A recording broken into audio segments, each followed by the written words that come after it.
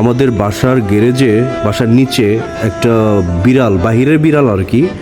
তো ওর আবার 5টা বাচ্চা আছে, ওই গাড়ির নিচে দেখাইতেছি। তো আমি আবার এখানে এই খাবারটা ক্যাট ফুড এনে ভাতের সাথে মাখায় দিছি। আই হোপ মজা করে খাবে।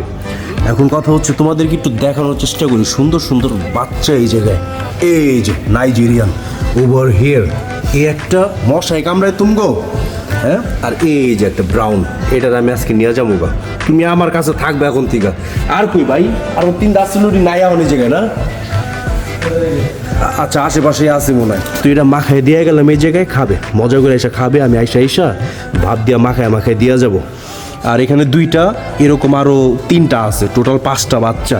আরেকটা কথা বলি এই ভিডিওর মাধ্যমে, এগুলো তো আসলে এই তোমার যদি কেউ অ্যাডপ্ট নিতে চাও, কালো অনেকেই পছন্দ করো, কালো বিড়াল, তো আমার সাথে যোগাযোগ করো।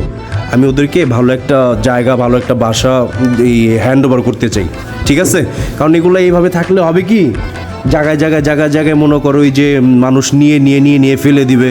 তো এরকম মনে করো জিনিসগুলো খারাপ, প্রতিনিয়ত এইগুলো অনেক মানুষই করে এই বিষয়গুলো, এগুলো আসলে খুবই খারাপ। তো কেউ যদি কালো 4টা আছে আর একটা ব্রাউন তো আমি নিয়ে নিব আজকে। আর 4টা ব্ল্যাক যদি কেউ নিতে চাও আমাকে জানাও, আমি সুন্দরভাবে তোমাদের হ্যান্ড ওভার করে দিব না। আর মা বিড়াল সহ বাচ্চাগুলোর একসাথে যখন ওই যে ফিট করা না, খাওয়ায় না, তখন আমি সুন্দরভাবে ভিডিও করে দেখাবো না তোমাদের, ঠিক আছে? ভালো থাকো সবাই, আল্লাহ হাফেজ।